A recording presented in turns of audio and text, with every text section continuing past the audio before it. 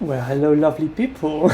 So I wanted to make this video because I've been working on TouchDesigner, a system to visualize state control, because the projects I do rely or most often have a way to do state control where you are in a certain state and it's listening to certain inputs and then goes to the next state and it needs a different context. And I found it hard, like when I try to optimize a network I created, I always try to make it as clean as possible, but I kept hitting this wall of the wanting to visualize the state control very nicely, but I wasn't sure how to do it. So I spent like more than a week like thinking of all the different ways to do it, and now I came up with a system which I quite like, and I really wanted to share it because I think it's a cool pattern. I really like the idea of patterns, like things that if people work in TouchDesigner, certain patterns occur, and this is then one of the patterns which can be used. So this is, I didn't make this guy. This is one I stole from the internet. I know it's very bad. It's based on this image. It's a very cool guy. It's just a spreadsheet, and I'm grabbing with a crop. This is a constant error crop. I'm just grabbing different parts from the image. Based on a list. That's not really the point. The point is to show the state control system with which I can control the guy. So like you see here, this whole square is the state control, and this one is quite complicated, especially for these lines going here, because I want the arrows to show the way the state flows. But in this example where you have multiple states coming from one state, or multiple trees, that's a bit harder to do. I have an example later where that's cleaner. But in this example, you have a lot of lines and also these lines. If I turn it off, it's already a lot cleaner. But anyway, you can see the big blocks are states, and the red one is the active one. And these are connected to conditions. And the conditions have a condition that needs to be met, and it's listening to an input. And just to show what it does, for example, this one is looking for right pressed, and you see the left thing is already white, which means the input is white. And if I press the other one, then the other right becomes white and it goes to the next state, so the input is not white anymore. So you see it can go to the state, and this one is waiting for a release. And here, for example, it wants nil pressed. But you can also do things like, because this one is listening, for example, to idle and walk. So you can only go from idle to nil and from walk to nil. But this one, for example, dash, in this condition, only listens to walk. So you can not dash when you're standing still and you're idling, but you can dash when you're walking. So that's like the power of state control. You can control the different animations. And I also have some timers, like for example, jump is a time-based one, because you want to go through all the animations until you land. And when it's in there, you can't do anything else, because it's in this state, and the only way to get out the state is through the jump timer, which goes to idle, but the timer needs to be done. Yeah, so I think quite a cool way to visualize state. It's a bit messy, but it's like when you program, it's not very visual, but this is a very visual, lovely way to program and connect lines and see what you're doing. So the next example is the one which I experimented with the system on, which is the Cuddle King. This is now the code for the Cuddle King. As you see, it can look a bit messy, but if you only look at this block here, you can see I used these lines. And the difference is that because I only have one input and one output, I can just use the normal line, which is native to the system. So you can do insert operator, and you can do all kinds of lovely things instead of needing to write all the input names. And that's the thing I love the most. Normally TouchDesigner you read from left to right, but the states it's hard to combine it with the left to right thing, because then you have two different types of things in the same direction. And I experimented with that, but it still felt a bit messy. So using the top to down for the state and left to right for the flow of the system, for like the composing, I guess, that's a lovely way, I think, to do it. So you can see here as well, the red one is the active one. I can view this one so you can see it. This is the Cuddle King. I don't know, you might not know it, but it doesn't really matter. It's more about the system. So this is waiting for start to be pressed, which is a condition based on the input. And it's like lovely to containerize everything, because this part is now it works on its own. It doesn't need anything from the outside. You can fully control it through these toggles. And what I also tried to do is these containers only have visuals inside them. So they have some jobs which do animations, but the logic of the system is all described here in this flow. And there are some things to the left here which are some things which, for example, this loads and calculates a database which I'm reading data from, and this one is the simulator which does a hug. Yeah, it's not running now, but and these, because they're used in multiple places and because they use scripts, I want to keep them outside, and then I can use the logic from the, where is it? Oh yeah. I was seeing, oh yeah, oh, I'm not doing it here for some reason.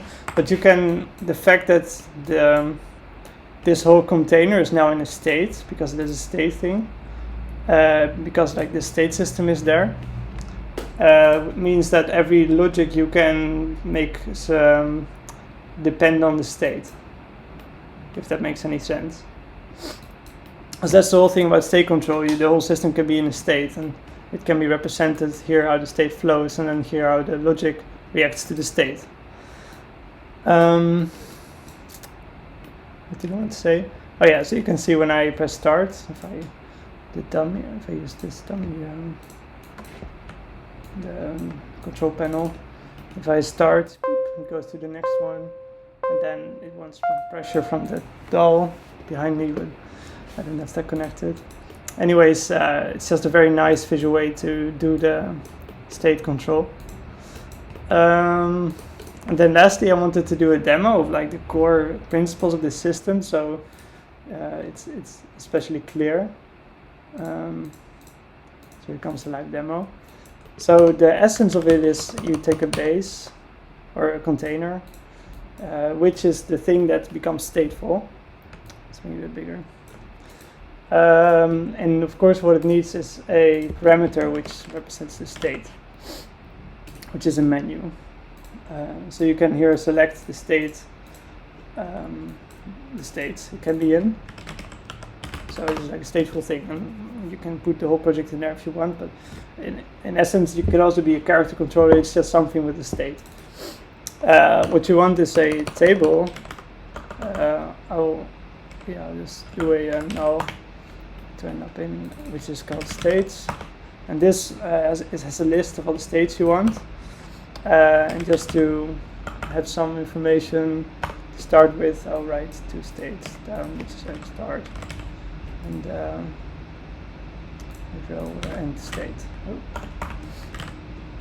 So now we have a table which represents all the states there are, and if I go to the state parameter in the custom parameters, I can reference it with TU table, menu table. I'm referencing the states. None include first row needs to be on because that's off by default. I like it when it doesn't have those labels. I did something wrong. There's meant to be menu table. Oh, table menu. Table menu. I was confused those. So now the menu is based on this table inside. Okay. Then what you want are the states, which can just be containers. And these containers have two parameters. One is active. That means like the state is active, which is a toggle. And input active, which says that the input of the thing inputting to it is also active. I like to put a section on there so it's a bit more clear. So you can see the parameters here. And we give it the name of the state. So you have, for example, a start state and a end state, like I wrote down there. You could connect these, but if there's no condition in between, it just flows through immediately. So what you want to do is also create a condition, which is a container. I do container because those are, I think, the simplest things that have these connectors. I'll make it a bit smaller just to differentiate it. Condition. And this one also has active. It has input active, but it also has a condition. Yeah, so the condition is up there, the input active is up there, and this is sectioned. Okay, so you could connect this. And what you want to do is you want the input active to, of course, reference its input, so the thing connected to it.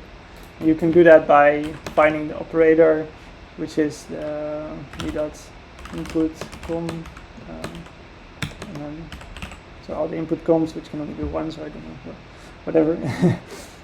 Input coms and then dot par dot active. So this references the one above. If I open this parameter and change this active, you can see the other one changes as well. Oh, it's a bit more. The other one changes as well. This expression you want in all of them for input active. And this is giving an error because there's no input. If I copy paste this, put it in there, now it's a loop. I'll put a white thing behind it because then you see it clearer.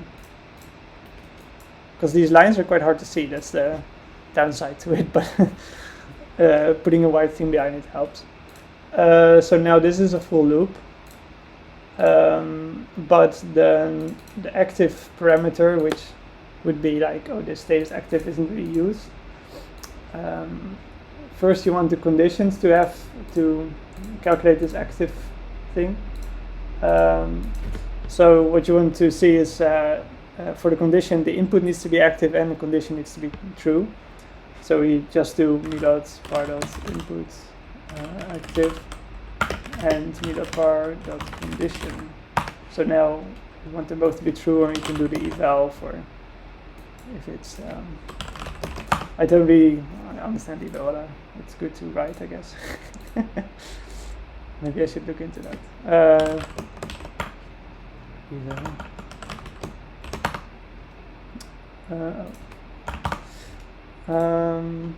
Yeah, and we want the same here. Me.var.input active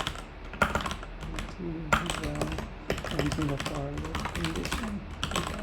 Okay. And these conditions you of course want to hook up to something, so I'll just do a keyboard in, and this keyboard is comma. I just use these because they're not really linked to anything in TouchDesigner. So I have the condition linked. Now you can already see these warnings, by the way, are because it's creating an infinite loop, and sometimes the whole program crashes when I do something because I think this can be a problem. But I'm just ignoring it for now because it looks visually so good. But you could always just do the thing I did with this guy. So instead of doing an input, you have an input parameter. But this is cooler, I think. So now the conditions are correct, but you want the start also to become active.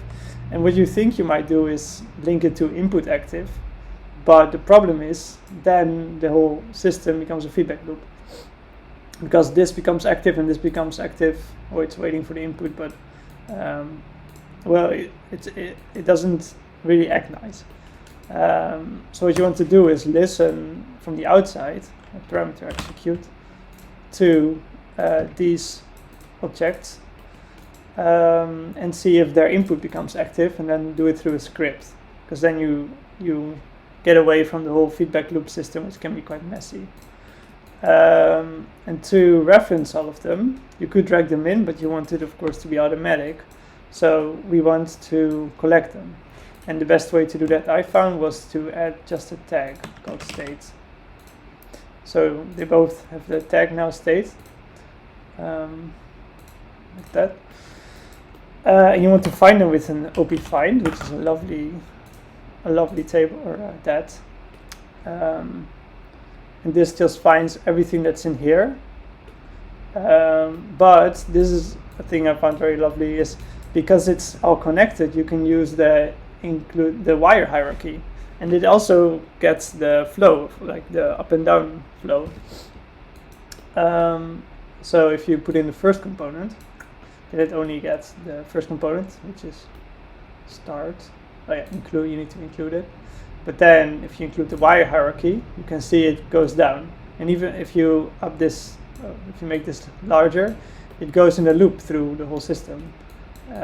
And if you do, for example, 20, it loops like 20 times. You see all the repetition in there.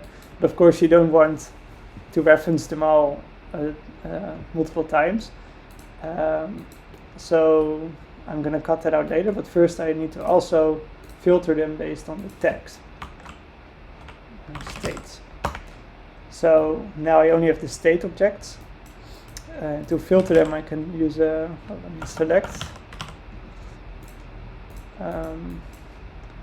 And then select based on index, and to get rid of the names above, I'll start at 1, and then I'll go to me.parents, and I go find children, so look at all the children that there are, and see which ones have the tag state. So then I get a list of operators, but I need, of course, a name for this. And there you have it. So there are only 2 tags, 2 states, 2 operator comes with the state tag. 2 comes with the tag states. Yeah. Okay, so I can remove this. This was just a dummy thing. Or I need the state. You can do that in there, and this is just a dummy thing. So here we have all the states in the whole system. Oh yeah, and I don't want the type, I just want the names. And we can use this for this parameter execute. I'll give it a name, which is state active execute or something,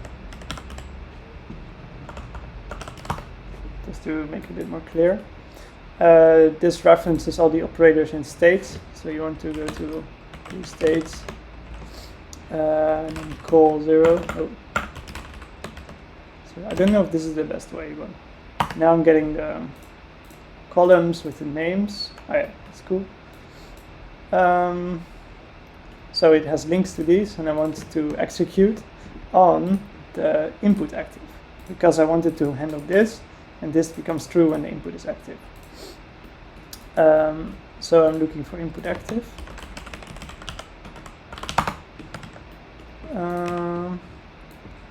Just removing all the things I don't need to make it a bit clearer. Okay, so the best thing to do, as I found, is to now reference the parent, this one, which has the state. Because if you link these active parameters to me.parent bar.state, and see if it equals the name. So you see, so it will look for the parent parameter state, which is the active state, and that's based on all the state comps that there are. So if you see if the parent thing is my name, the parent state is my name, then the active state is this becomes active when the parent is set to the correct state, if that is clearly said. So all you want to do here is go to me.parent and the bar.state, and say that the state is parameter.owner.name. Oh yeah, and you want to check if it's not setting to false. So if var.eval is false, then you return, so you don't go to the next code line. So when the input becomes active, this is called, and then the state is changed to the correct one, and then this one changes itself to the correct state. That makes sense. Friends,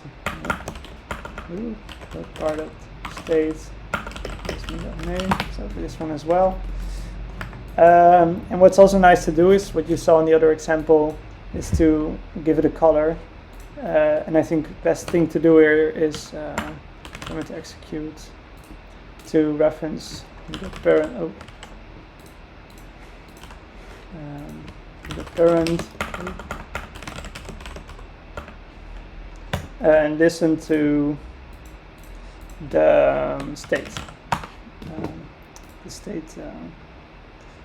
The state name variable. If that changes again, so this changes the variable, then this is triggered.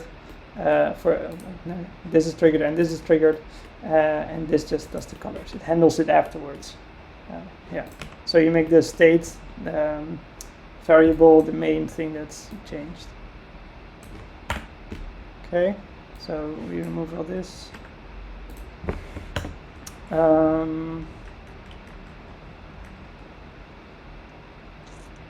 So we want to, now we know like, oh, the value has changed, so part of, well, that's the new name, new state name, that's the new state name. And we want to go through all the operators, color them white, and then only look at the correct one and color that one red. So we do that by typing name in dot parent, find children with the tag is state. So like we did before, finding all the children with the correct tag, and then OP with the OP name required of that color equals white, so you make them all white, and then you go to the OP with the new state name and you do that color, set it to red. So now, if it's correct, oh, this part gives an error. Keyword tag needs to be tags. Yeah, so you see, it flows through. And also to make it even more visual, like I did in the other examples, add the white and the red, add the two white rectangles. So all you need to do for that is do a constant, two constants. One is for input active, and one is for condition met. And then you just lay out those. I like to do this, and then top to bottom. And this is based on the parent bar dot input active. And that's for all these. And this one is based on the bar dot active.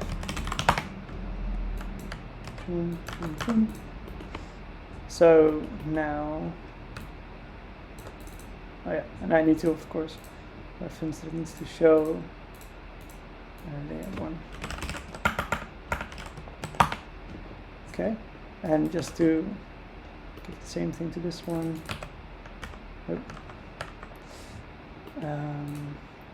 Also reference it here. Layer one. Yeah, I see this one needs to be bottom to top. It goes from, oh no, it goes from top to bottom. Yeah. Okay, so now it's a bit more clear. You see the same pattern occurring.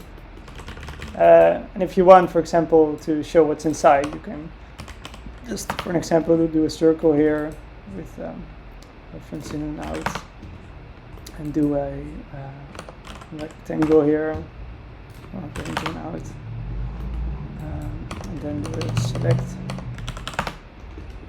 And this one references the current part of state operator. So this one references or start or end. Turn these on.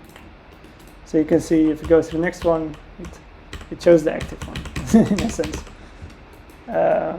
Yeah, and you can always change the state also from here, and it will change.